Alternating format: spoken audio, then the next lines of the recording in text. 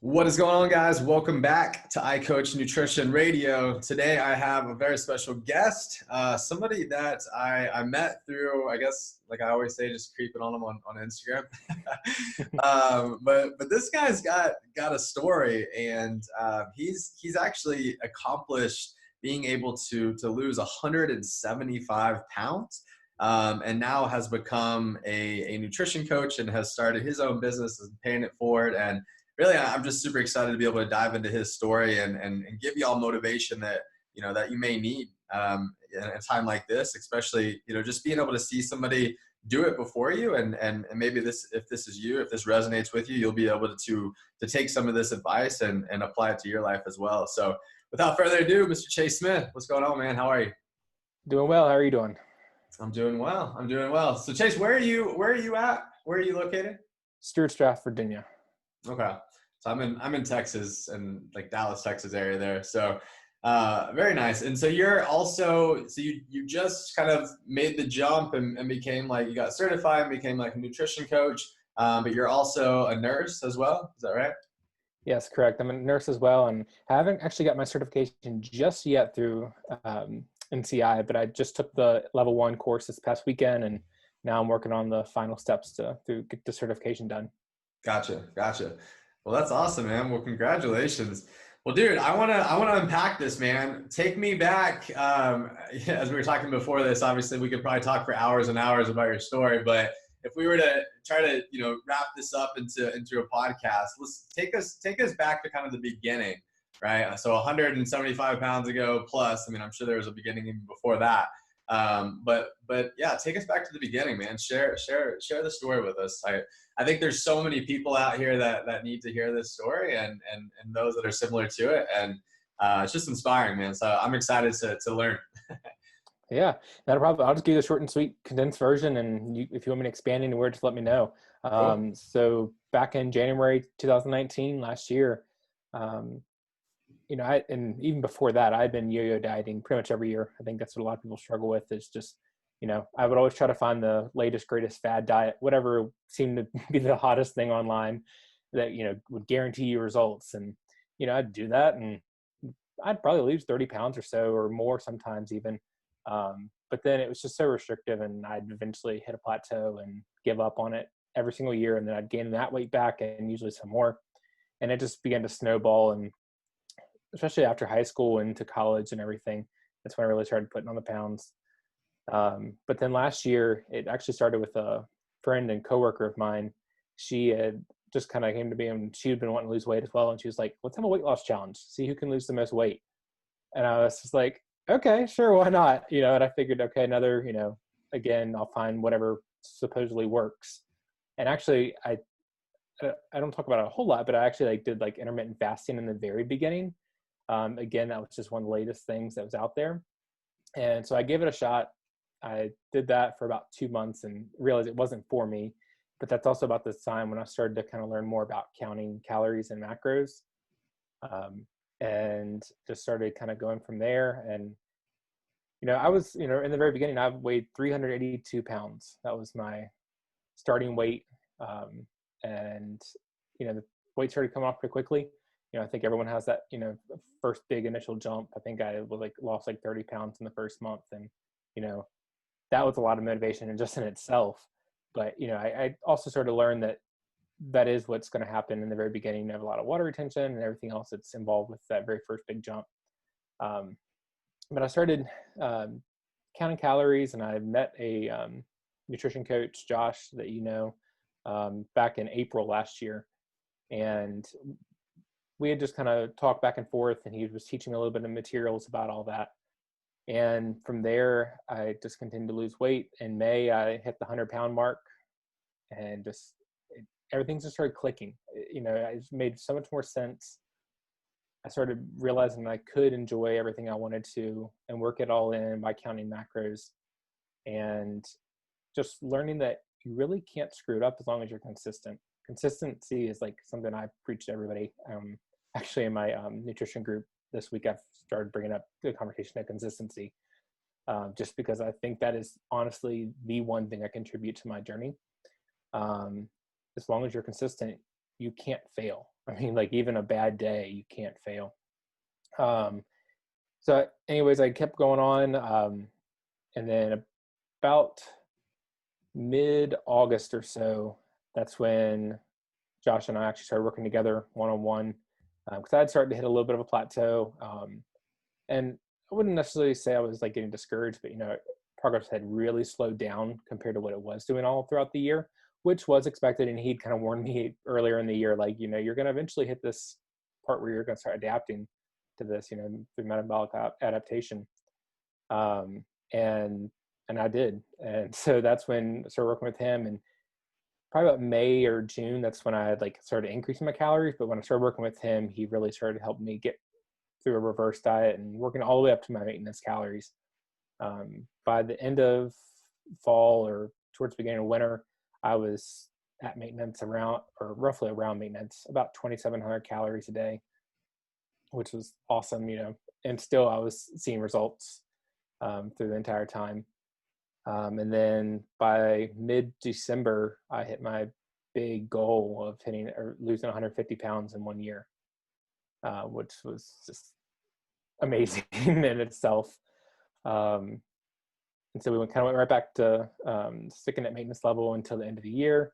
And then in January, we went into a cut, and the lowest calories I went down to throughout this cut this year was 1994 calories, and that was only for like probably 2 weeks at the very end of the cut. But for the majority of the time, I had never went less than 2,000 calories.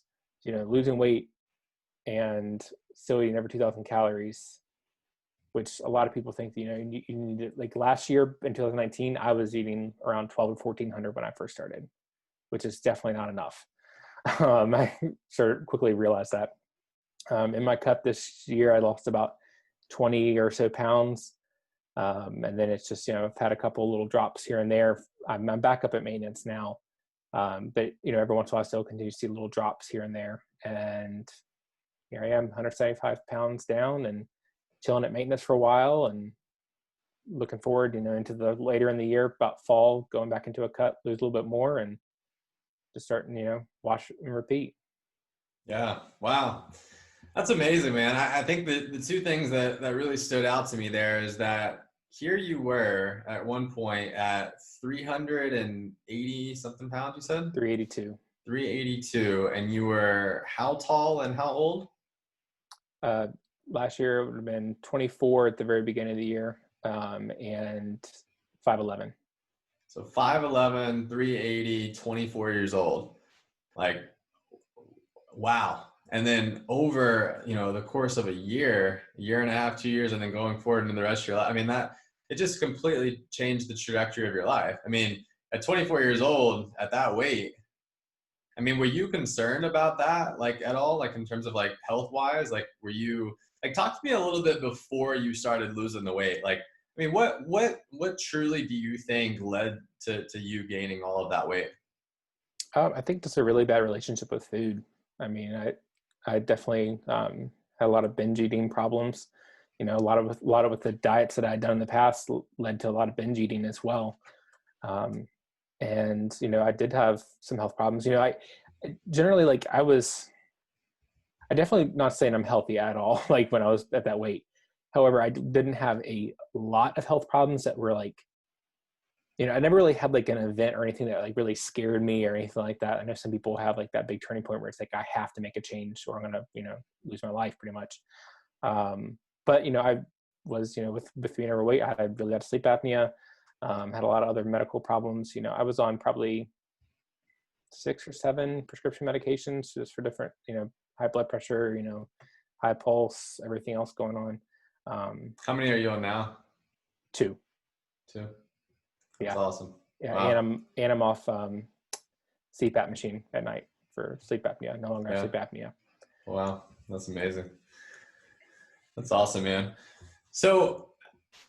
I guess going back to the two things that really stood out to me was that here you were and you had done all of these diets that led to you having a very unhealthy relationship with food and leading leading to the binging. It wasn't necessarily something that, a lot of times we see like childhood trauma, leads to kind of this relationship issue with food, but it wasn't that. It was that the diets and the diet culture and the good or bad and like you have to be perfect and like no balance, like, which that's kind of how the diet culture is, like it led to you having this unhealthy relationship with food. It led to the bending. It led to you being 24 years old and 380 something pounds.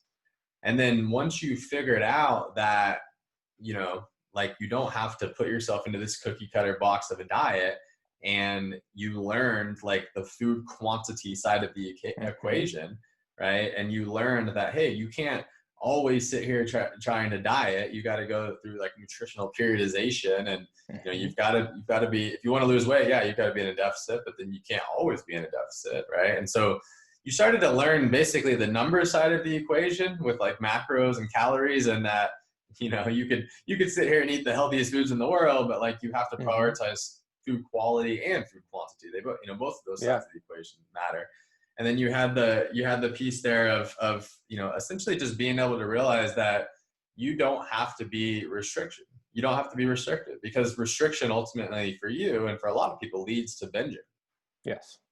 And Yeah. then now you've lost 175 pounds. I mean, that is just insane to me. Like that's so mind blowing to me, because it seems so simple, right? How I just broke that down seems so simple. Like literally all that happened there is you just learned that you have to track your food so that you can actually have the awareness around how many calories you're eating a day and your macros and all that, right? And you realize that you don't have to sit here and follow all of these diets, and you can kind of build your own. You can build like the Chase diet, you can build the one Yeah. that's custom to you. So, man, I mean, hopefully for those that are listening right now, like that, I mean, hopefully it's as eye-opening as it is to them as it is to me, because I'm like why do people try to make this so complicated, right? I mean, I got my degree in nutrition, and like, yeah, like you can make nutrition extremely complicated. Like you can go into the biochemistry of it all, but like I never have those conversations with clients. Like it's always about simplifying it as much as possible. So what would you say, like if you had to think back through 175 pounds lost now, and you had to pick like your five like big rocks, as I referenced them, like what are the five things that matter the most, or what is your list of things that actually really matter when it comes to, like, obviously consistency is number one, I was right? gonna say you already know what number one's gonna be. Number one's the consistency piece, but like if you had to go into actual like habits of those consistencies, so we know we have to be consistent. Awesome. What are the habits under that umbrella of consistency? um, I'd say, one, learning what macros work best for you. I mean, and working with a coach that helped me kind of decide what macros work best for me, and just trying to be flexible with those. And it's going to take a little bit of time. And I think that also leads into the next one, patience. There's a lot of times where you aren't going to see a lot of progress, but you need to just trust the process and stick with it, and you will see results eventually. I, I think a lot of people, when they hit a plateau, so to speak, they automatically just think, oh no, I got to change something. This isn't working anymore. But but if you've been doing something for so long and it's been working, and you hit a stall and it's not working right now, just think back to what I just said. It was working for so long, so keep doing it. I'm not saying that there aren't times when you do need to maybe tweak some numbers and such, but if you just keep sticking with it, there's been so many times where I've wanted to change something. Like there's honestly been a few times over the past, year and a half or so, that when I've hit, a plateau or stalled or whatever, I thought about, wanting to change some things. But then that kind of led back to what I've done in previous years, when I've always, when I don't see progress, I either one, give up altogether, or two, make some big drastic change. It isn't going to help in the long run. So I just learned to stick with it and be patient. That's another big key thing. Um, Another one, and I think this also kind of goes back to like knowing what's in your food and what's, and what you're drinking, and like, for example, like, staying hydrated. And that's another big key thing is like, stop. If you're somebody like me who likes to eat your calories, start eating them. Don't be drinking them. I think a lot of people, they really don't realize, if you're drinking sodas and, or coffee with tons of cream and sugar and everything else, people think that it's not that much, or, there's healthy smoothies out there that like people think are just great for you. And not saying that they don't have, a lot of micronutrients and stuff, but, everything has calories. And so like when you're working through this journey, start looking at things you can, cut out to give you more food, and so you're not as hungry. So that's been another key thing for me. Also, I'd say, don't be afraid to ask for help. That has been a huge thing. Nobody gets bonus points for doing it on their own. I know that's one thing my coaches told me before. And so, I'm glad I hired a nutrition coach. I hired a personal trainer for a little while to gym, when I was starting to learn more about like free weights and such. And then also I reached out to a lot of other nutrition coaches, dietitians and such, that I've met online or whatnot. And, everyone's really open to helping you out. We're all in this for the long run. We're all in this for the long-term goals. And so I really think that if you just ask for help, you'll find it eventually. Everyone's pretty willing. I haven't had anybody be like, nope, sorry, not going to help you unless you're a client. Are they Yeah. going to give you like a full written out plan? Probably not, but they're going to help you at least get pointed in the right direction. They're not going to Yeah. leave you just out to dry.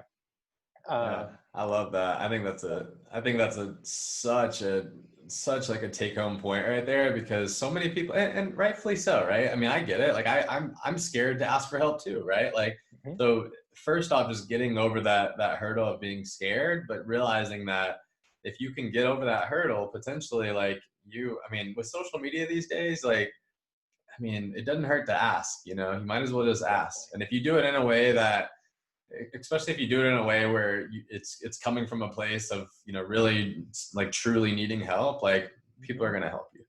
So I love that. That's a great point right there. Yeah. So what do we get? Was that four or five, Yeah. something Something like like that? Yeah. that. No, I love it, man. I think those are all huge pieces, because I mean, if you don't have those things, like there's no way that you're going to be able, going back to the big umbrella word there, if you don't do those things, you're not going to be able to be consistent. You're not going to be able to play the long game. This isn't, at the end of the day, I think the question I always ask is like, what's the alternative?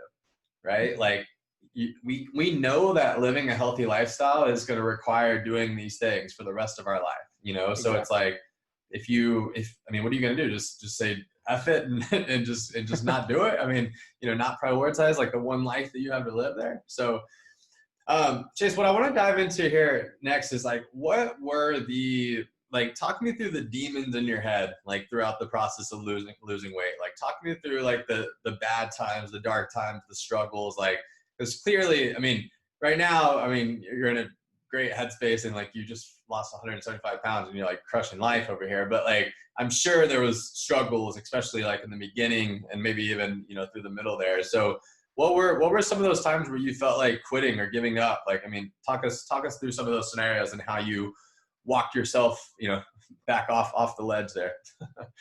Yeah. I mean, I think I look back at like I remember maybe it wasn't the first, but it was the first one that I can recall, that I really like kind of went all out and had that first like effort moment and ate a ton of food one day. It was actually at a event or party that I went to, and um, I remember like I was eating a lot of really good food and had a lot, and then went for a second plate, and then went for just some dessert, and went for another dessert, and afterwards I was like, oh my gosh, what did I just do? Like I just ate so much food, and that I just ruined my progress. Like I was like, this was on like this was probably 3 or 4 months in, because I've been pretty consistent all the way up until then.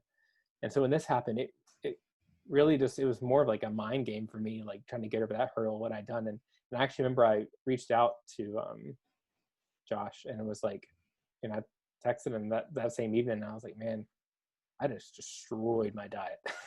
I said, I just ruined it pretty much. And I really thought I had, this is really before I, learned more about the consistency piece of it all. And I remember he pretty much said, "Did you enjoy it?" I said, "Yes." He said, "Get back to it the next day." And it just kind of clicked. It was like, okay, you know, yeah, the scales are probably going to be up in the morning, but that's okay. I'm going to get right back to it. And I started right back the next day. I was back to tracking my macros and just kept on going. So that was probably one pivotal moment that like, right that day right there probably would have been where previous years I would have just had that all or nothing mentality and I screwed up and just given up because I thought I'd given in. Yeah. Wow. That's so powerful. Like, I mean, it just goes to show it's like when you can have that perspective, that 10,000 foot view of your life and realize that like you're not going to transform your life in one day, just like you're not going to mess everything up in one day either. Right. Like, and if there's 365 days in a year, you have 365 opportunities to show up for yourself and to be that best version of yourself, to become that best version of yourself that you want, that all of us want to be. And so, I mean, I think that piece right there, I mean, it's got to be echoed by the mountaintop because it's like there are so many people. Like I know that you can be dialed in and consistent for 30 days or 60 days or 90 days or whatever. But like I had a conversation with a client this morning. I'm like, I don't want you to be perfect. Like you're not getting like brownie points here for being perfect. No. Like I like the 80-20 lifestyle. Like I want you to think about like the 80-20 lifestyle. Like I want this to be a place that's actually sustainable, because if whatever we're doing is not actually like sustainable, then like what's the point of doing it, And I feel like for so many diets, if we were to ask that question, can I do this for the rest of my life? The answer is typically no for a lot of those diets that are out there, So I think, overcoming some of those unrealistic expectations is key, and making sure that we're reminding ourselves of why we're doing this, and I think for a lot of people, once they actually establish a why, like I work with a lot of parents that have kids. And so it's like, when they establish that why for themselves and they're like, I want to be the example, I want to lead from the front, I want my kids to live a healthy lifestyle too. And I know that, whether they do or not is probably going to be a lot of the reason in how I live my life. So, what do you think, like, if I was to ask you that, like, what do you think, like, what was your why? Because you didn't necessarily have this big health scare or anything like that. I mean, you're a young kid, like 24 years old, and like, you're young. And it was, I mean, it wasn't just the nutrition challenge that was the why, I'm sure. Right. So, I mean, was it just the timing was right? Like you were ready? Like what, I mean, why, like, what was your why? Like, did you establish that, or was it something that was maybe established later? It was probably established later, and it sounds funny, but actually the challenge was kind of like the thing that kicked it off, and like just that was just like, okay, why not? I go to competition. Let's see what happens. But then like once I started realizing like how much better I felt and how much just really opened up for me, and I feel so much better. I'm moving more, not getting like out of breath everywhere I go, and I just feel healthier. And I know that's like a very broad term, but like just overall in general, I mean, I feel physically more healthy, emotionally, mentally, just everything has just kind of just opened up so much, so to speak, for me. Um, you know, Now I think my why is like, just continued longevity of health. I want to live a long, healthy life. And then now, especially, I want to be able to help others, live that long, healthy life. And even like being like a nurse, so many times, you know, I, I felt like a hypocrite trying to tell somebody, you need to lose weight, or most of the time I wouldn't even bring that conversation up. But, you know, here they are having health complications because of their weight, and, it needs to be brought up, and we're talking about it. But they're looking back at me and I'm almost 400 pounds, and it's kind of like, I need to do the same. Um, and so that was another reason that just kind of made me want to improve my health and continue to lose weight and become the healthiest that I can. Yeah, I love that, man. That's awesome.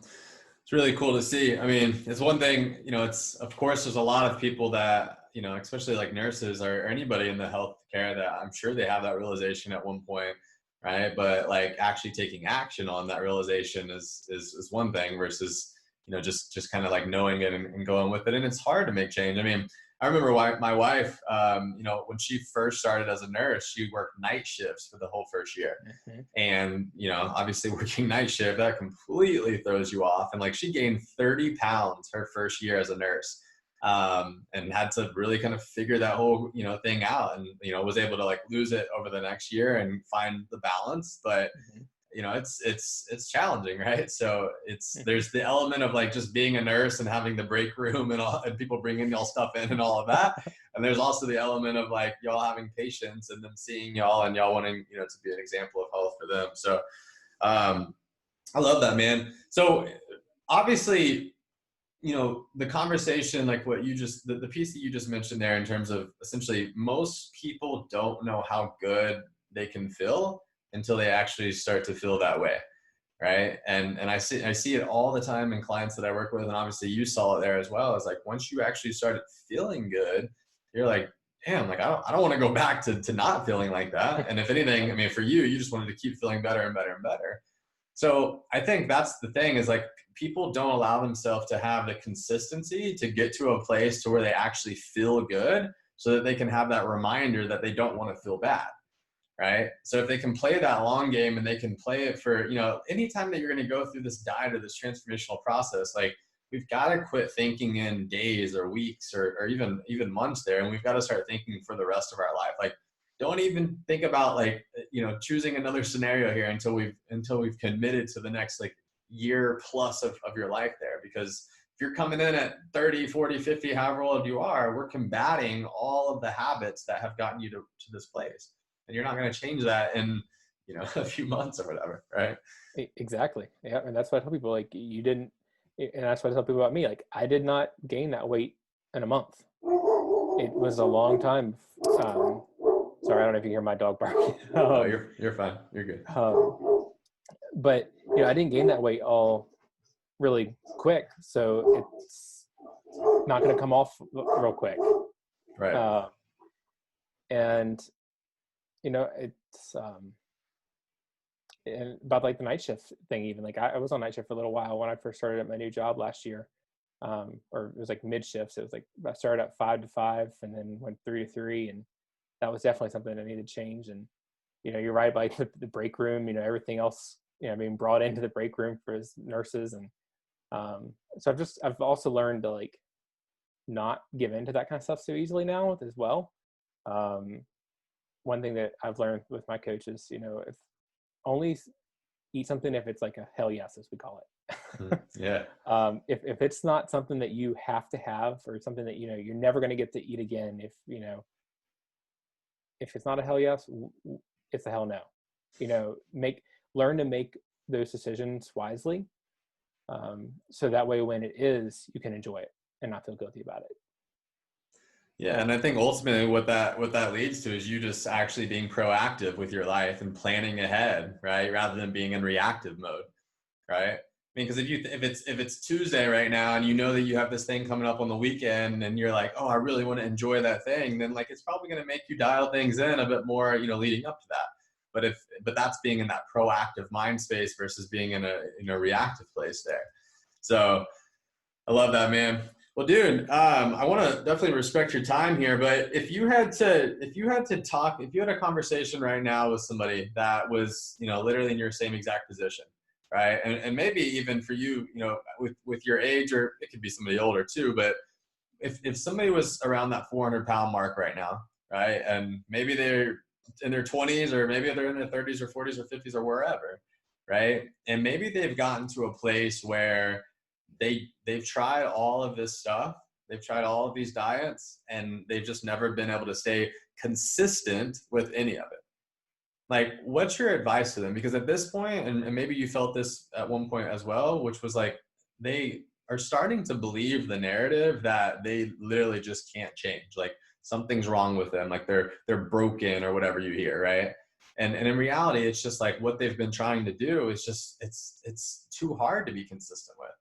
like they can be consistent, but we've got to build something that's more custom to them, more individualized to them, not them trying to put themselves into this cookie cutter box of a diet or program or, you know, whatever out there. So like what would be your encouragement to somebody that thinks that they essentially they've just lost their integrity with themselves? Like they, you know, they don't actually believe that they can transform their life. Yeah, I mean, that was me. I mean, at the very beginning, I didn't think, you know, last year I never thought I'd be 175 pounds down at this point. Never would have thought that. Probably like my one key thing is, and I mentioned it a little bit earlier when I said, you know, trust the process. This process is not linear. You know, so like, especially like when it comes to the scale speaking, you know, it's not going to be a linear process. You're not going to see the scale go completely down the entire time. It's going to go bouncing back and forth. Learn how to read it, learn it as data points. Don't give into, you know, putting emotion into the scale. Start looking at other ways that you're making progress. You know, how are you feeling? How are your clothes fitting? Are they fitting looser? You have to buy new clothes. Are you, you know, take pictures of yourself, take body measurements of yourself, you know, routinely, at least like once a month. Because I remember even last year when I thought I was plateauing around the summertime and maybe I'd lost like another like 10, 15 pounds, but like after like losing like 100 and some pounds, you know, I thought, you know, now I'm only lost like 10 pounds in 3 months, you know, what's going on? But then I looked up my pictures for like that 3 months time span and I was like, holy crap, you know, that's huge progress. But you just didn't see it in the scale. So you can't give in to just the numbers of the game. But yeah, how you look, how you feel, and just give it time, you know, and going back to like asking for help, you know, look for your support systems, you know, your friends, your family, your coworkers. You know, if you end up finding a coach or somebody that, you know, can help you out,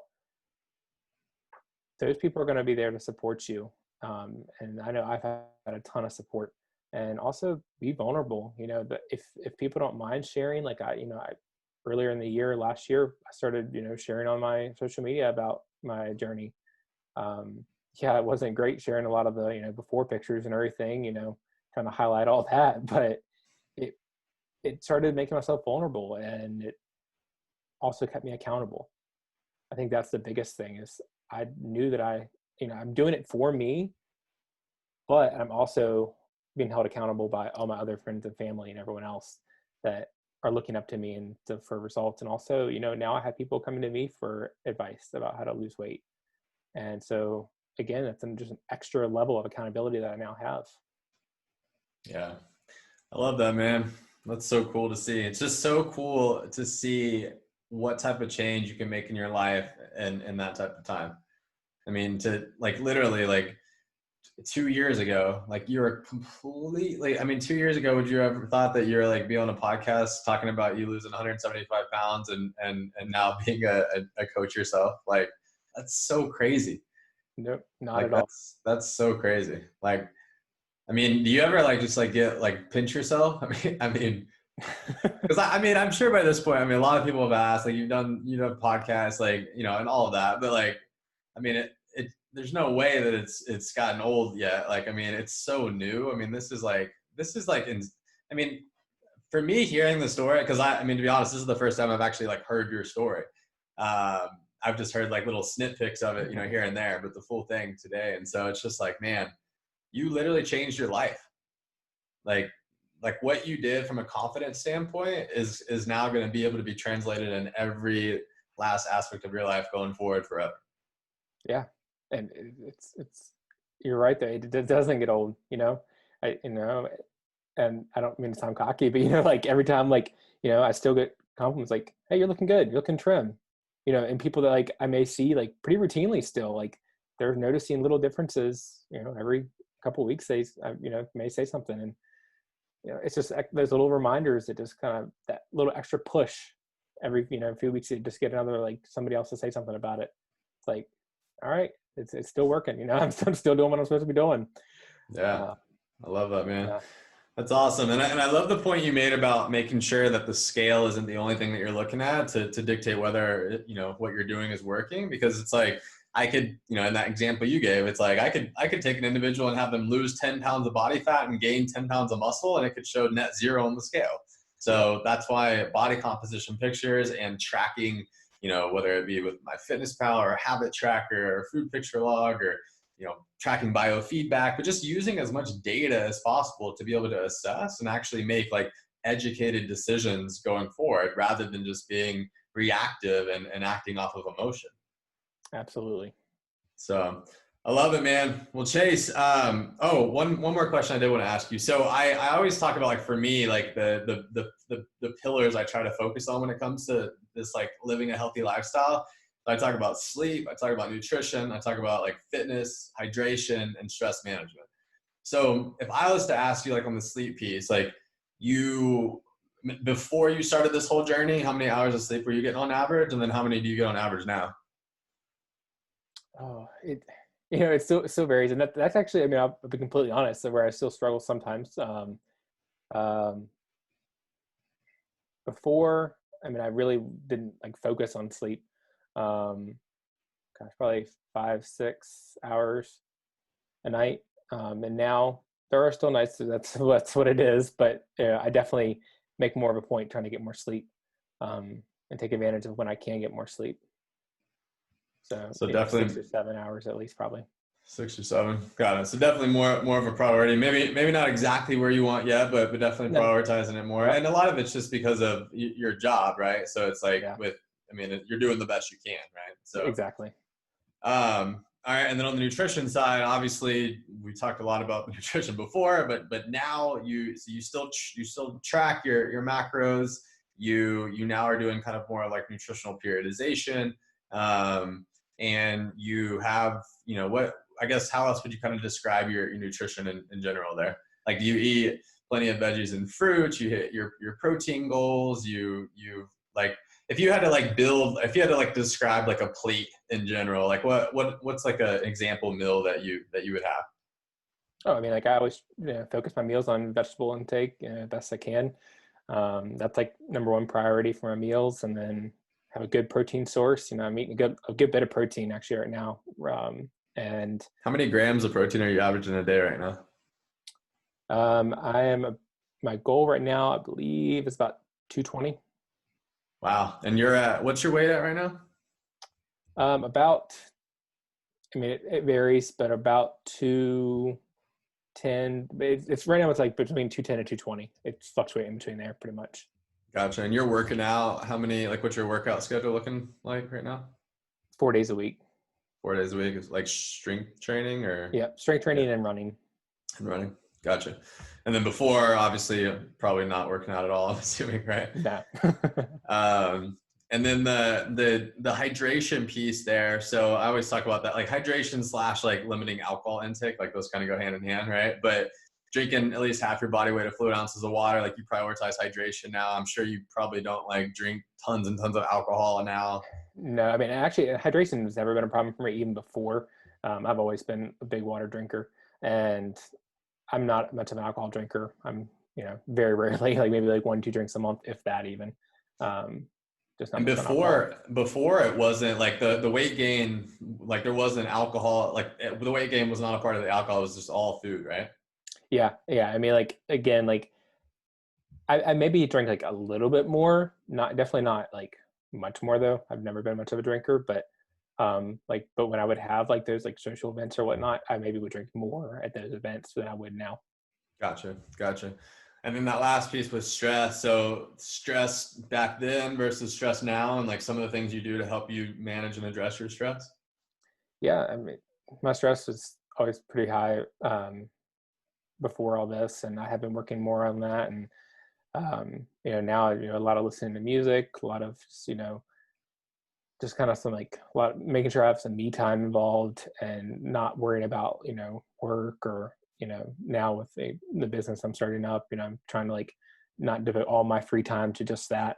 And then like another thing I've also been doing is journaling like on my days that I work, because with everything a lot of this like coronavirus started, just work kind of got really stressful and a lot on my mind and everything else. And so now I've been journaling like when I get home from my shift and just trying to unload it, like just kind of like a brain dump, getting Yeah. everything out. Yeah. And it's been helping. Yes. That's awesome. I love it, man. So it sounds like to me, in terms of those five pillars, I mean, you prioritize all those things. Like those are, I always talk about like those are like the big rocks in the mason jar, and then some of these other questions that come up, start to become the pebbles in the sand, right? Hmm.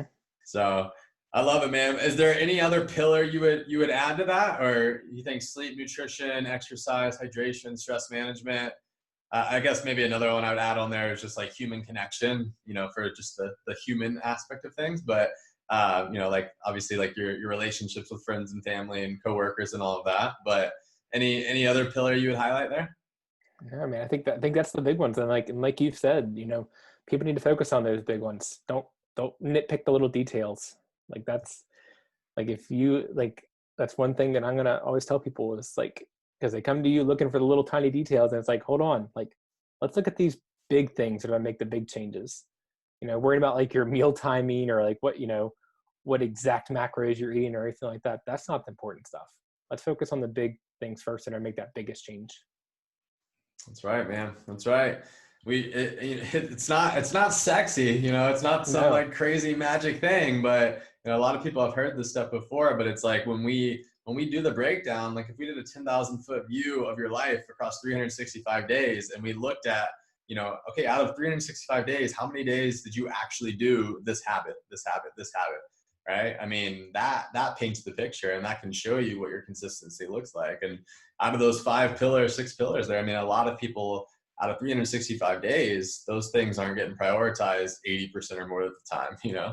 So awesome, brother. Well, hey, Chase, dude, again, I want to thank you for taking the time, man. It's been awesome hearing your story and being able to share. I can't wait for us to actually release the podcast there and get it out. But dude, any final thoughts or any final words of encouragement that you give to the listeners or anybody that maybe would resonate with your story?